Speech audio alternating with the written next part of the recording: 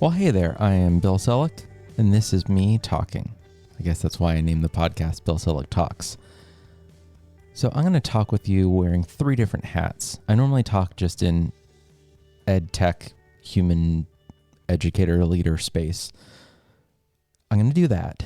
So ed tech, educator, tech director, brain, hat. Let's go with hats, not brains. That's one of my hats. Second hat is going to be parent. And the third hat is going to be, let's call it the keeper of the magic. So you know ed tech, right? You care about doing extraordinary things with students, with other teachers around technology. Parent. I have a 4th grader. She is my oldest. And there's a new era that we are entering into. If you have a kid that is older than a 4th grader, you are now giggling at me and you're nodding your head and you're like, yep, I know where he's going. We're not at the tween yet. We're like at the pre-tween. I guess tween is preteen, so the pre-preteen, where she knows better, obviously, but also she is not impressed with things that I say.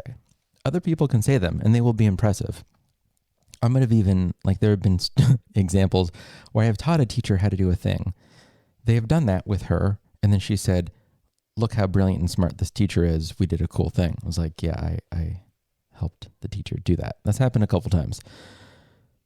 The point is that it's just like, I am not impressive anymore. And that's okay. This is a new era. Here's how I'm not impressive lately. My kids are hopping into GarageBand, doing a thing. Mostly they're on Minecraft, so it's not like they're musical prodigies at home, although they could be. They wanted to hop on and do a quick little recording something with GarageBand. I hopped on my little soapbox that I think you've heard about just how magical it is that an iPad can help you record an entire band if you want. You don't even need a real drummer anymore. You can just click the drummer track, grab some loops, bring it over, customize the drummer. It's so cool. And even now, as I'm getting excited about how exciting and what the possibilities are for every human. It's not just adults. It's not just professional musicians. It's not music students. It's kindergartners that can write songs in GarageBand. This is amazing.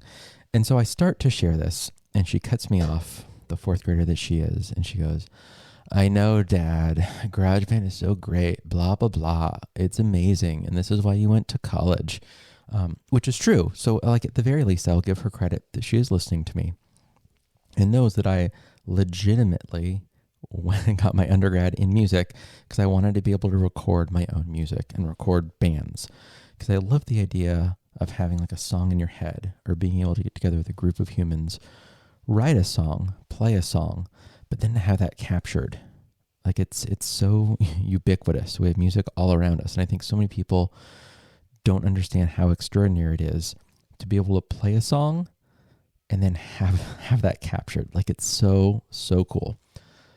So she at least gets that that's a thing and that's a thing that we do now. But the fact that you can do all of that is not amazing or magical or even impressive to most 4th graders. And I think it's a similar thing for us as adults. I'm assuming you're just an average-ish aged adult human. When I see an airplane above me, I don't stop and go, oh my gosh, that is cool. Look at that.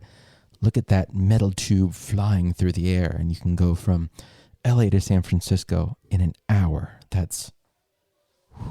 Wow, that is cool. She's like, oh, that's a plane. Same thing with a car. I don't think I can drive home in minutes, not days. I wouldn't drive in days. I would walk or take a horse. I don't know, ride a bike. But these things are not impressive. Pencils are not impressive to me. In a similar way that I think for 4th graders and probably all kids K-12, these devices are not inherently impressive. And I think that there are us, now this is where you need to be kind of around my age. If you kind of grew up pre-internet and now you're an adult, with the internet. You grew up pre-smartphone, and now you have a smartphone. There's the ability to live in the current space, but then remember what we used to have. And this is what I think we can call the keepers of the magic. Knowing, I mean, at the very least, who's that in this movie?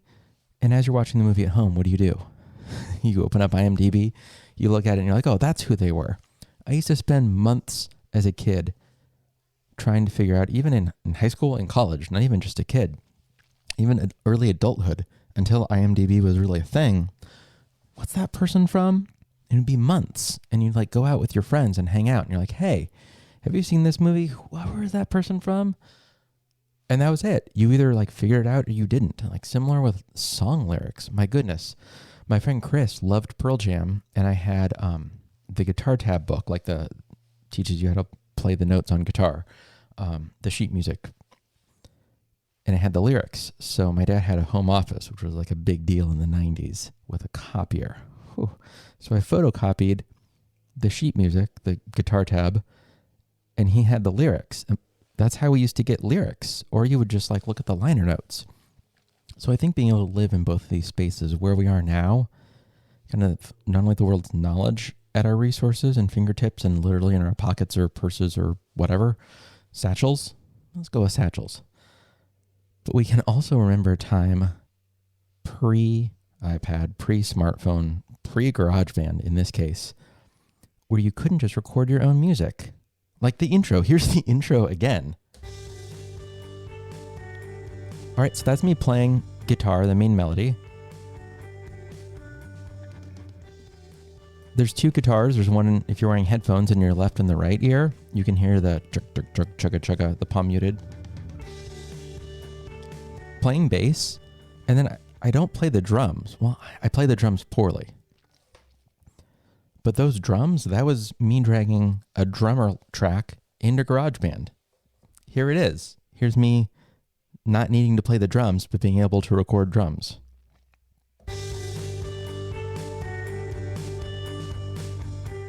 Right? That's amazing. And my fourth grader doesn't think that's amazing, and that's okay. But I think what I'm stuck on right now is that I think it's part of our job.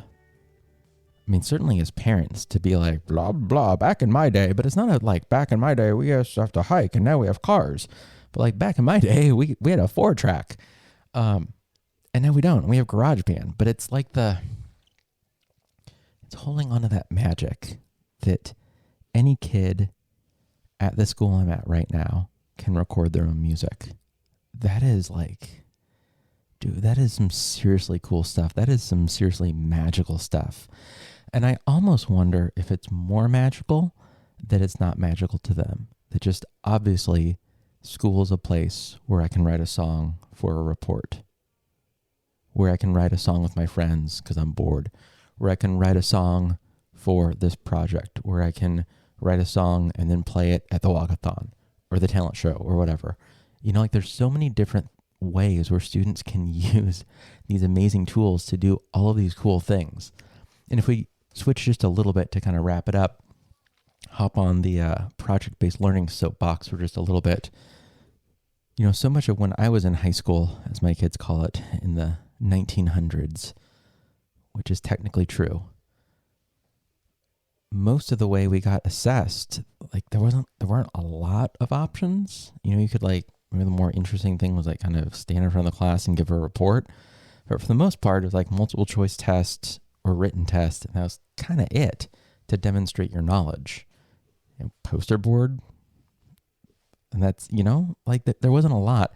But now, like, dude, our kids, and I'm talking about just songwriting, they could just open up GarageBand and just talk, right? And if that's too complicated for people, open up Flipgrid, open up voice memos, hop into Seesaw.